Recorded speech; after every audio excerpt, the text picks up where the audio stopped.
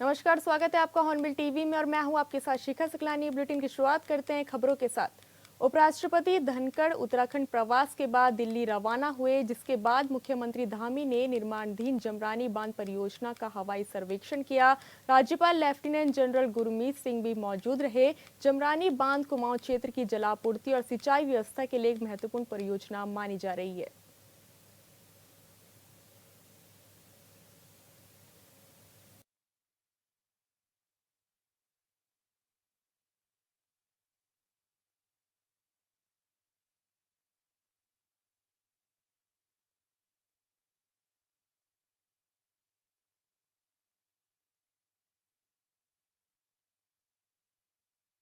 हवाई सर्वेक्षण भी किया। इस दौरान राज्यपाल भी उनके साथ मौजूद रहे। जमरानी बांध परियोजना का हवाई सर्वेक्षण सीएम धामी द्वारा किया गया।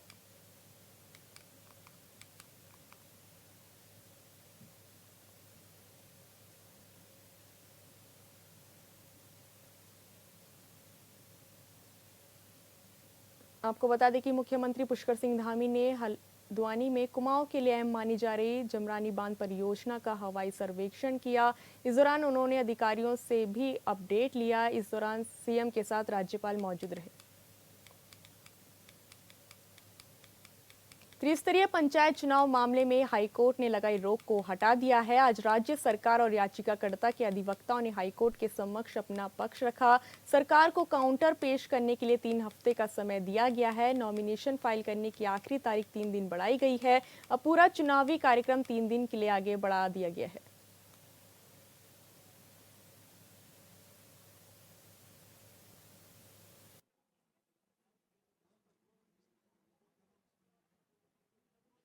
अधिवक्ता महोदय ने अभी आप लोगों को ब्रीफ किया है कि ऑनरेबल चीफ जस्टिस सर की कोर्ट में जो डिसीजन हुआ है, स्टे वैकेट हुआ है और एक हमें नया शेड्यूल जारी करना है, जिसको कि इलेक्शन कमीशन के परामर्श से राज्य सरकार के द्वारा नया शेड्यूल जारी किया जाएगा।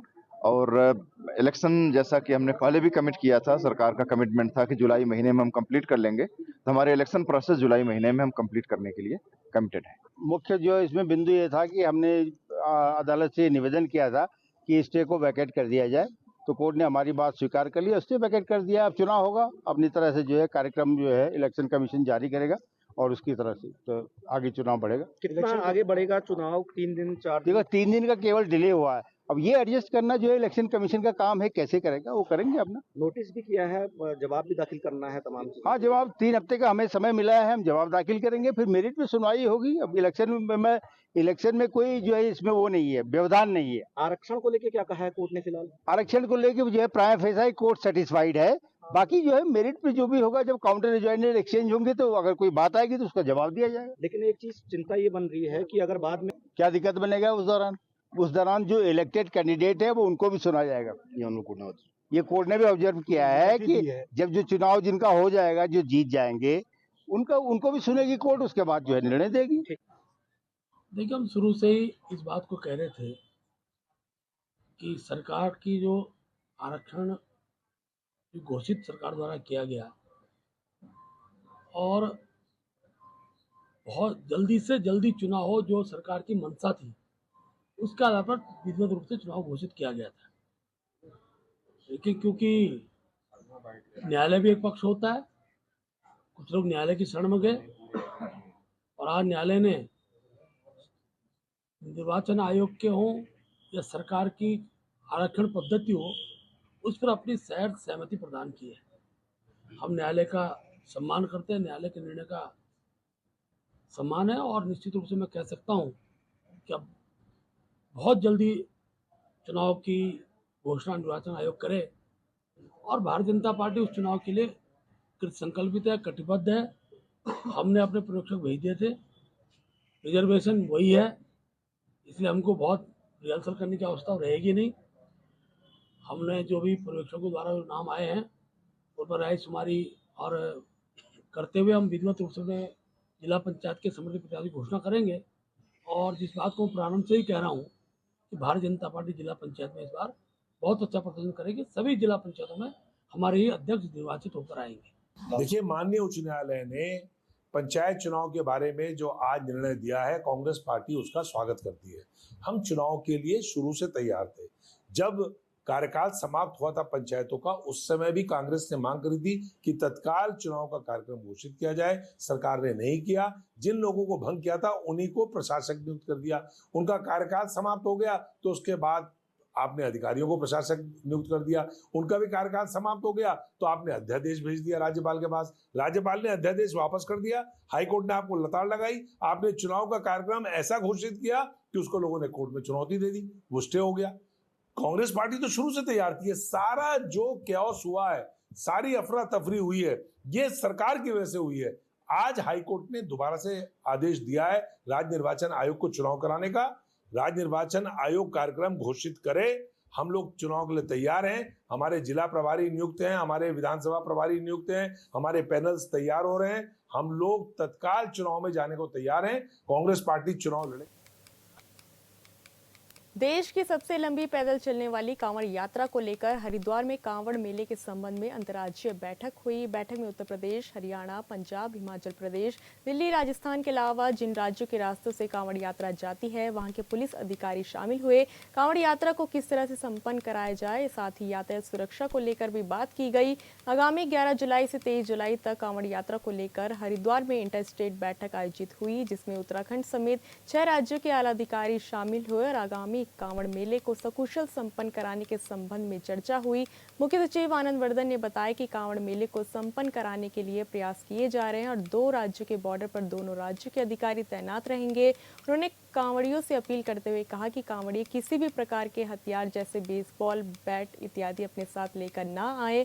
और साथ ही उन्होंने ये भी बताया कि जो भी बड़े डीजे आपस में प्रतियोगिता करते हैं उनको लेकर नियम लागू जारी कर दिए गए हैं।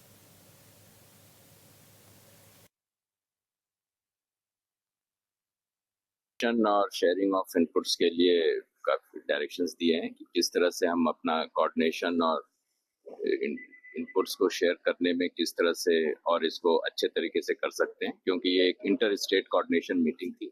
अलग अलग बिंदुओं पर, अलग अलग स्थानों पर किस प्रकार से हम अपना सहयोग बढ़ा सकते हैं और कैसे इस व्यवस्था को और सुदृढ़ कर सकते हैं, जिससे कि जो अभी आगामी कांवड़ यात्रा है उसमें जो यात्री आते हैं वो सकुशल अपना कार्य संपन्न कर सकें। इसमें आज हमारे जैसे उत्तर प्रदेश के अधिकारी थे, हरियाणा के थे, पंजाब के थे, राजस्थान के थे, दिल्ली के थे। ये लोग उत्तर प्रदेश के अधिकारी काफी फिजिकली भी प्रेजेंट थे और काफी ऑनलाइन भी। जैसा कि मुख्य सचिव महोदय ने आपको बताया, ये एक बड़ी महत्वपूर्ण बैठक आज संपन्न हुई है, क्योंकि जैसा आप समझते हैं ये एक धर्म और आस्था का प्रतीक तो है ही ये मेला, परंतु एक यातायात प्रबंधन, भीड़ प्रबंधन, कानून व्यवस्था की दृष्टिगत ये एक बहुत बड़ी चुनौती भी होता है। और इसके लिए हमें सीमावर्ती राज्यों से जो समन्वय स्थापित करना होता है, चाहे वो यातायात प्रबंधन का हो, भीड़ प्रबंधन का हो, और जो वर्तमान में सुरक्षा परिदृश्य है उसमें ये पूरी कांवड़ यात्रा को सुरक्षित ढंग से संपन्न कराना, ये सभी पहलू आज हम लोग ने इन पर विस्तृत विचार विमर्श किया। जो अंतरराज्यीय जो कोऑर्डिनेशन की जरूरत होती है उन सभी बिंदुओं पे बहुत ही विस्तृत चर्चा हुई। मुख्यमंत्री पुष्कर सिंह धामी ने सीएम हेल्पलाइन 1905 में आई समस्याओं का 6 महीने तक भी निस्तारण न होने पर नाराजगी जताई। उन्होंने कहा कि समय से शिकायतों का निस्तारण न करने वाले अधिकारियों पर कार्रवाई की जाएगी। पुष्कर सिंह धामी ने 1905 हेल्पलाइन नंबर जिस पर शिकायत की जाती है उसकी समीक्षा भी की है और मुख्यमंत्री पुष्कर सिंह धामी ने ये निर्देश भी अधिकारियों को दिए हैं कि 6 माह से अधिक अगर कोई लंबित मामले होंगे तो उनका जल्द से जल्द निस्तारण किया जाए। तहसील दिवस के रूप में चाहे तो इसको मनाया जाए और एक दिन का कार्य इसमें लगाया जाए कि तहसील पर और फिर पुलिस विभाग में जो भी कार्य लंबित हैं उनकी सुनवाई की जाए, क्योंकि लंबे समय से ये देखा भी जा रहा है कि कई लोग परेशान हैं कि उनकी शिकायत का निस्तारण नहीं हो पाता है। ऐसे में मुख्यमंत्री पुष्कर सिंह धामी हाल फिलहाल में ये बैठक भी कर रहे थे और उन्होंने सभी अधिकारियों को दिशा निर्देश भी दिए हैं। साथ ही उन्होंने चेतावनी भी दी है कि अगर कोई भी अधिकारी मामलों को लंबित रखता है या फिर इनका निस्तारण नहीं करता है तो उसके खिलाफ सख्त कार्रवाई भी की जाएगी। मुख्यमंत्री पुष्कर सिंह धामी ने 2 टूक कर दिया है और यह भी कहा है कि लोगों की समस्या का जल्द से जल्द निवारण किया जाए। हॉर्नबिल टीवी के लिए देहरादून से विशाल गर्ग। देवभूमि में जारी विश्व प्रसिद्ध चारधाम यात्रा के बीच 11 जुलाई से कांवड़ यात्रा की शुरुआत होने वाली है, जिसमें तीर्थ यात्रियों की तेजी से यात्रा बढ़ेगी। लिहाजा तैयारियां जोरों पर है। उत्तरकाशी स्थित यमुनोत्री और गंगोत्री धाम में हजारों की संख्या में कांवड़िया पहुंचते हैं। लिहाजा मंदिर समिति तैयारियों में जुटा है।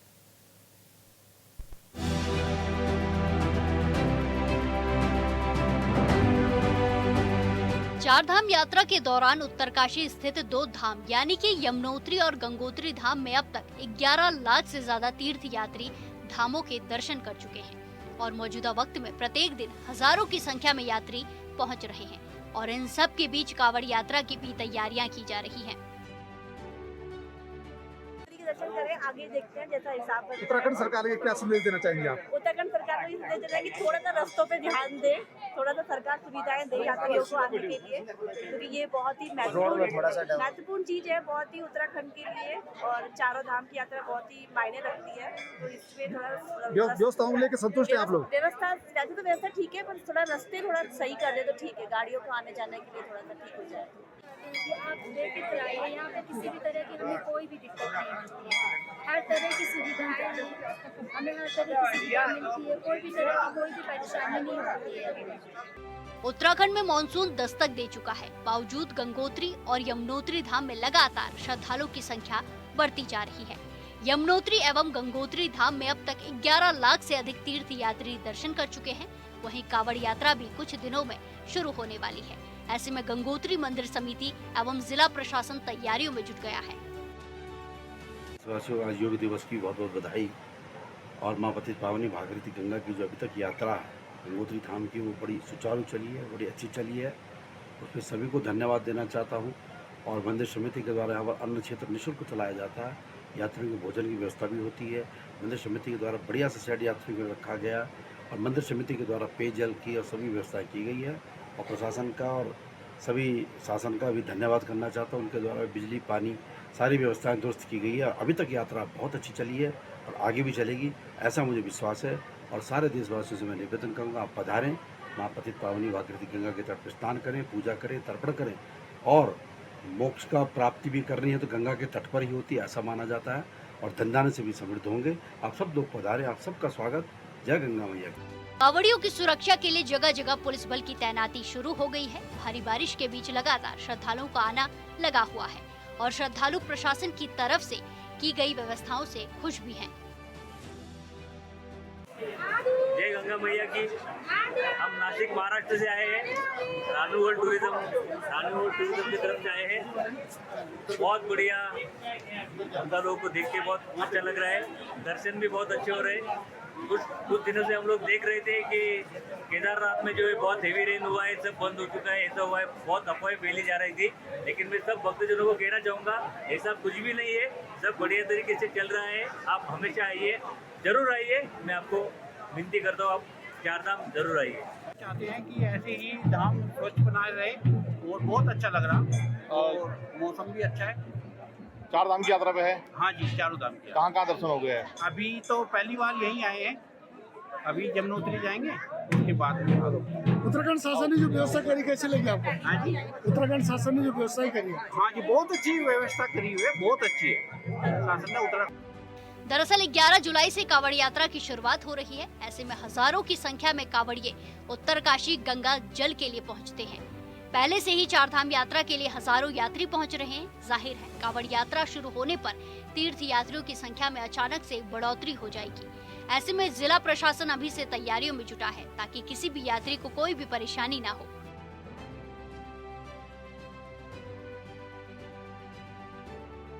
Bureau report, hornbill TV. Uttarakhand के लोग यूं ही पहाड़ से पलायन करने को मजबूर नहीं है। दरअसल पहाड़ों में ना तो बेहतर शिक्षा व्यवस्था है और ना ही स्वास्थ्य सुविधाएं, जिसकी वजह से पहाड़ में बसे लोगों को काफी परेशानी हो रही है। चंपावत से 74 किलोमीटर दूर लधिया घाटी में प्राथमिक स्वास्थ्य केंद्र खोला गया था ताकि आसपास के लोगों को नजदीक में ही स्वास्थ्य सुविधाएं मिल जाए, लेकिन मौजूदा वक्त में अस्पताल में ना तो जांच की व्यवस्था है और ना ही डॉक्टरों की तैनाती है। ऐसे में मरीजों को चंपावत जाकर इलाज कराना पड़ रहा है। इस रिपोर्ट में देखिए।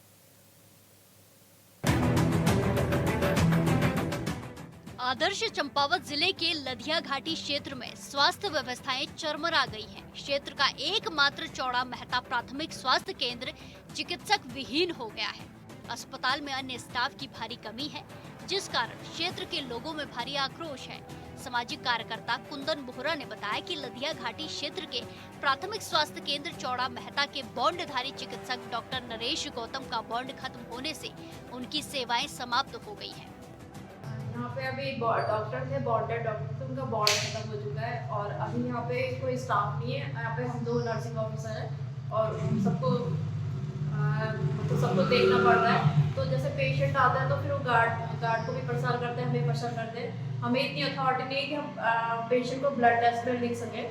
हम छोटी मोटी मेडिसिन दे देते हैं, पर ये ब्लड टेस्ट और आई फ्लूइड इसको हम वो नहीं कर सकते। तो हमें एक डॉक्टर की ज़रूरत है और एक वार्ड बॉय भी नहीं है यहाँ पे कि रात को जैसे इमरजेंसी होती है तो रात में हमको अकेले आना पड़ता है, क्योंकि बहुत सारे ड्रंक पेशेंट भी आते हैं, तो फिर हमें इस चीज़ की दिक्कत होती है। अस्पताल के नर्सिंग ऑफिसर को चारधाम यात्रा में ड्यूटी के लिए भेजा गया है। फार्मासिस्ट को 3 दिन भिंगराराड़ा अस्पताल में कार्य करना पड़ता है। कुंदन बोहरा ने बताया कि स्वास्थ्य केंद्र को मात्र 2 एनएम के हवाले छोड़ दिया गया है। वर्तमान में लधिया घाटी की जनता को कई दिक्कतों का सामना करना पड़ रहा है। स्थिति तो यह है कि यहाँ इलाज तो दूर, लोगों की जांच तक अस्पताल में नहीं हो पा रही है। दूरस्थ दरसों गांव के कुशल राम वाहन बुक कराकर अपनी पत्नी को उपचार के लिए स्वास्थ्य केंद्र लेकर आए थे, लेकिन चिकित्सक न होने की वजह से 74 किलोमीटर दूर चंपावत की उन्हें दौड़ लगानी पड़ी। आज हमारे इस लधिया घाटी क्षेत्र के लिए बड़ी दुखद खबर कहें, क्योंकि जो ये अतिरिक्त प्राथमिक स्वास्थ्य केंद्र चौड़ा मेहता है, यहाँ एकमात्र डॉक्टर साहब डॉक्टर नरेश गौतम जी थे। उनका लगातार 3 साल से यहाँ लगातार बहुत अच्छी सेवा दे रहे थे। उनका अनुबंध आज कल समाप्त हो चुका है, तो उनको घर में के लिए भेज दिया। जब तक उनको स्थायी नियुक्ति मिल जाती है तब तक यहाँ पर बिल्कुल आप देख रहे होंगे कि इतनी लंबी आबादी, कम से कम 10,000 क्षेत्र की घाटी है, लधिया घाटी क्षेत्र के नाम से मशहूर है। यहाँ पर डॉक्टर नहीं है। अभी क्या कहते हैं, धरसू से एक पेशेंट गाड़ी बुक करके यहाँ पर आए हैं। तो मेरा प्रशासन से अनुरोध होगा कि अगर यहाँ पर जल्दी 1-2 दिन में अगर यहाँ डॉक्टर की नियुक्ति नहीं देते हैं तो हम पूरे क्षेत्रवासी एक जन आंदोलन करेंगे। अगर यहाँ भी नहीं होगा तो हम अनिश्चितकालीन भूख हड़ताल पर भी जाने को बाध्य, क्योंकि लंबा क्षेत्र है। सामाजिक कार्यकर्ता कुंदन बोहरा ने कहा कि स्वास्थ्य विभाग की कार्य प्रणाली से लोगों में काफी नाराजगी है। उन्होंने चेतावनी देते हुए कहा कि अगर जल्द अस्पताल में चिकित्सक की तैनाती और स्वास्थ्य सुविधाओं का संचालन सही से नहीं किया गया तो क्षेत्रवासी आंदोलन को मजबूर होंगे, जिसकी पूरी जिम्मेदारी स्वास्थ्य विभाग की होगी। उन्होंने सीएमओ चंपावत से स्वास्थ्य केंद्र में चिकित्सक और चिकित्सा स्टाफ भेजने की मांग की है। वर्तमान समय में नरेश गौतम जी यहाँ पर डॉक्टर साहब थे, हमारे अच्छी सेवाएं मिल रही थी। बिल्कुल तो सर। हम लोग उनके भरोसे यहाँ आए, तो हमें जो था कि भाभी हमारी आई हैं, उनको फीवर और टाइफाइड की शिकायत जहाँ तक है, तो हम ब्लड जांच के लिए यहाँ पर आए हुए थे। तो यहाँ आने के बाद पता चला कि श्रीमान नरेश गौतम जी का जो अनुबंध यहाँ से हो चुका है और वो अपनी सेवा यहाँ इस समय हमको नहीं दे पाए। और हमें बड़ा झटका लगा कि सुबह अब हम कहाँ लेके जाएं, और यहाँ से अब जाते हैं तो हमें 65 किलोमीटर दूर चंपावत लोहाघाट जाना पड़ेगा, और जिसके लिए हमने 4,000-5,000 रुपये गाड़ी बुक करनी पड़ेगी। तो मात्र एक ब्लड जांच के लिए हम यहाँ से चंपावत जाएंगे, तो घर से हम ऐसे निकले हैं कि हमारे पास ना अभी जेब में खर्चा भी नहीं है। बिल्कुल नहीं होगा सर। ऐसी स्थिति में हम कहाँ ले जाएंगे, बड़ी समस्या है। तो मेरा कहना यही होगा कि बोहरा जी, संबंधित जो विभाग है हमारा, चिकित्सा का विभाग है, माननीय सीएमओ महोदय और प्रशासन से भी मैं आग्रह करना चाहूँगा कि जल्दी से जल्दी बिल्कुल यहाँ पर डॉक्टर साहब की उपस्थिति करवाई जाए, जो यहाँ से श्रीमान नरेश गौतम जी गए हैं उनकी जगह पर। तभी हमारे दूरस्थ क्षेत्रों की जो भी गरीब जनता आती है, और बरसात का दिन है, बरसात का समय है, तो काफ़ी लोगों को दिक्कतें रहती हैं, तो उनको सुविधा मिल सके। इधर खबर पर सीएमओ चंपावत देवेश चौहान से बात की गई तो उन्होंने बताया कि जिले में कई बॉन्डधारी चिकित्सकों के बॉन्ड खत्म हो चुके हैं। मुख्यालय को पत्राचार किया गया है, जल्द चिकित्सक की तैनाती कर दी जाएगी। मतलब यह है कि जब तक डॉक्टरों की तैनाती नहीं होती है तब तक लधिया घाटी के लोगों को 74 किलोमीटर दूर चंपावत जाना मजबूरी है। मुख्य चिकित्सा अधिकारी महोदय चंपावत को बताना चाहते हैं कि अचानक कल शाम को हुई डॉक्टर नरेश गौतम जी का अनुबंध खत्म हो चुका है। यहाँ पर लोकल से भारी संख्या में मरीज आते जाते रहते हैं और ब्लड टेस्ट की जो आज ग्राम पंचायत दरसों से मरीज आया है, उसको बड़ी परेशानी का विषय है कि यहाँ पर नहीं हो पा रहा है, ना उनके पास इस समय पैसा है जेब में। लोकल हॉस्पिटल होने की वजह से अपनी गाड़ी बुक करके आए और बड़ी विकट समस्या है। तो मेरा मुख्य चिकित्सा अधिकारी महोदय एवं जिलाधिकारी महोदय से निवेदन है कि प्राथमिक स्वास्थ्य केंद्र चौड़ा मेहता में डॉक्टर आपको भेजने की कृपा करेंगे, ताकि यहाँ की जनता के लिए परेशानी का विषय ना बन सके। उत्तराखंड में स्वास्थ्य सुविधाओं की अजीब स्थिति है। पहाड़ से लेकर मैदान तक के लोग परेशान हैं और स्वास्थ्य मंत्री धन सिंह रावत देहरादून बैठकर कहते हैं कि विभाग बहुत बेहतर काम कर रहा है। प्रत्येक वर्ष हजारों करोड़ रुपए स्वास्थ्य विभाग सुविधाओं के बेहतर करने के नाम पर खर्च कर रहा है, फिर भी सरकारी अस्पतालों की स्थिति में सुधार नहीं है। Bureau report, hornbill TV.